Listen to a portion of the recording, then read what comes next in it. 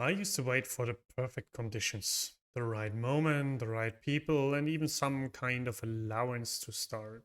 In this video, I talk about my essential learnings of start making games and becoming part of a community. I'm Martin. I'm making games with the goal to make one day a living out of that. And here on this videos, I want to share my thoughts and my learnings of the process and give you some insights on that. Before and during university, I did make some small games, but I always wanted to make bigger ones. So I was wishing for my friends to join on this journey and make games with me. So I had a team and had kind of an allowance to make games and that it's okay to make games. Just for context for you, so in the university I was studying, they focused so much on entrepreneurship and startups that I was somehow ashamed of wanna making games. It's a bit weird, but it is what it is. Guess what happens? So my friends never joined making games. So I did not move, waiting for them to eventually join my journey. But while I was hoping that they join, I did not really realize that I not had my eyes open for the opportunities that actually were there. And in the hindsight, I would even say that founding a gaming studio would also be a startup as well. So if I had would be more clear about it, I would have fit much better into this context. My learnings from these times are writing for others puts your momentum in their hands, and that's never a good thing. And stop hoping and open your eyes for the opportunity that are out there. For example, when I studied, there were people making game jams in the end, and I didn't join because I don't know why. I actually don't know why.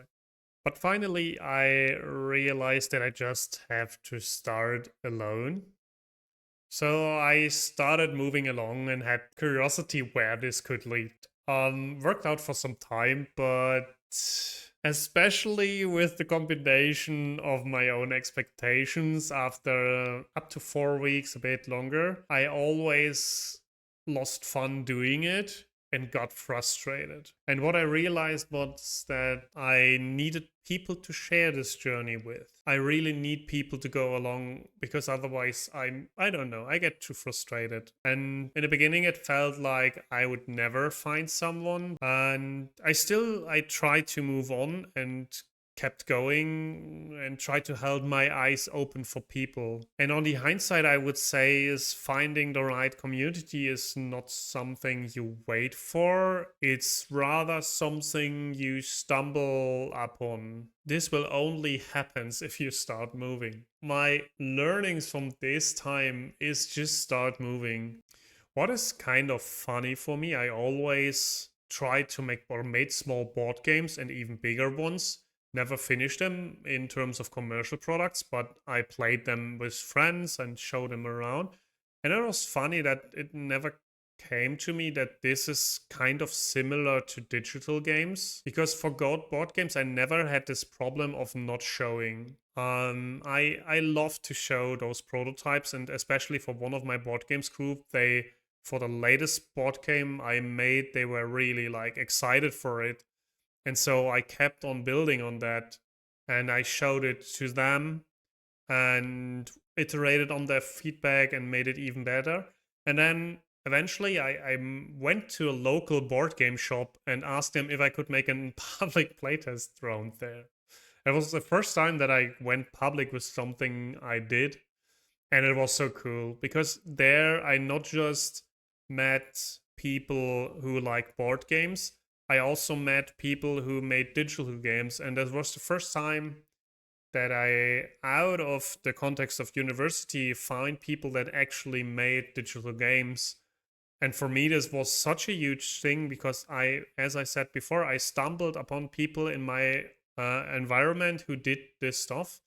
And then I had people to share my story with, and from this point kind of made the connection to this is what worked for board games, let's do this for digital games as well. And this is where it changed for me to understand that this frustration after this first month doesn't come from that I don't like to make games, it comes from not sharing the stories, not sharing the progress, not sharing my challenges with someone. Yeah, I then found out that I just need to do more of that, and I started streaming and found there a lot of like-minded people, and I found an own Discord server, and like there are people posting about stuff and so on. What is even more fruitful for me is to go to local meet people in person.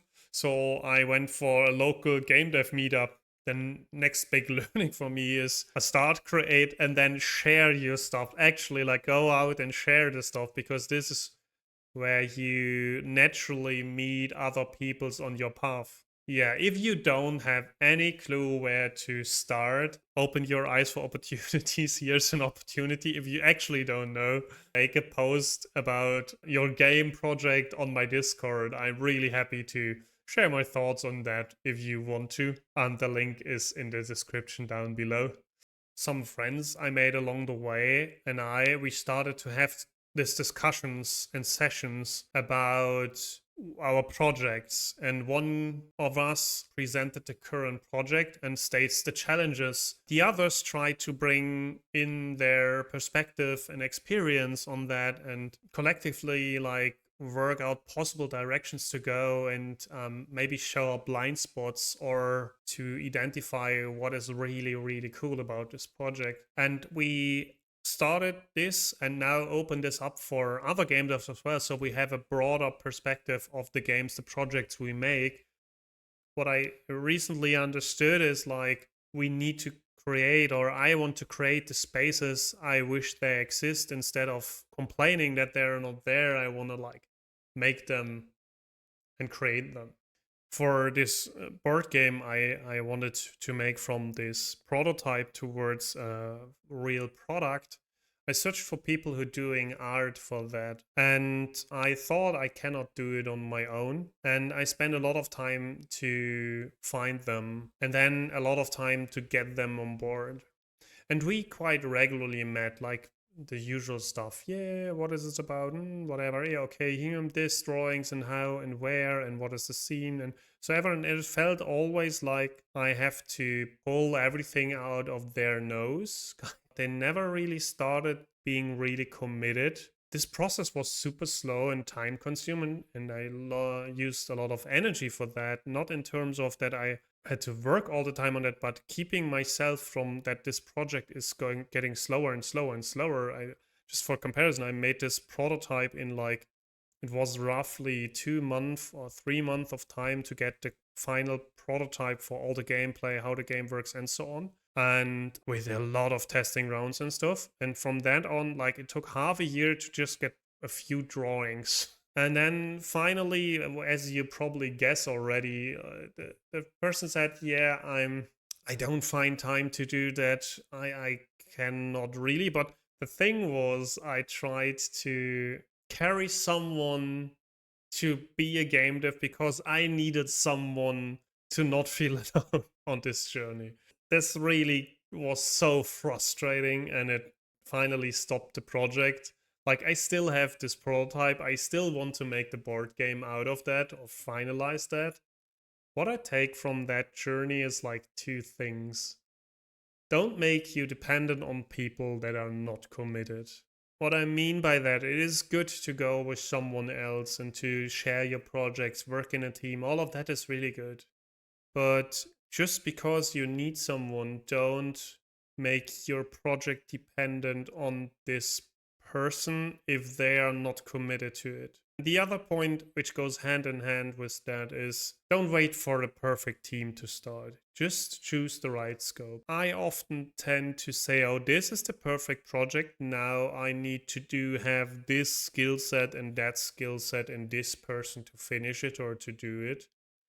But what I came to realize, this is somewhat the wrong approach. Make the best out of what you have instead of making the best you can imagine and then search magically for some the missing parts you need to actually finish it.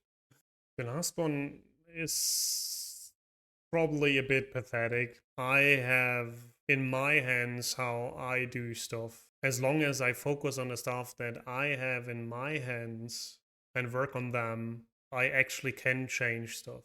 There is no need in waiting for someone. There's no need in complaining about others. There's no need in complaining about circumstances or something. It's just like, what do I have in my hands and how can I use that or change that? And it's something which I not done in my life from the beginning. I often blamed others. Not like offensively or like openly, like, no, I just realized it later on in my life that I waited for others, complained about, oh, this is bad because of that, and this is bad because of that, and if I only would have. And what I want to say with all of this blah blah blah is you should try to become the hero you're waiting for. So if you wait for someone who takes you to make game dev or to bring you into a community, you're waiting for someone to help you to finish the project, become this person, become this hero, and help yourself. Accept what lays in your hand, take this responsibility, and make the best out of that. Thank you for watching. Until the next time, bye bye.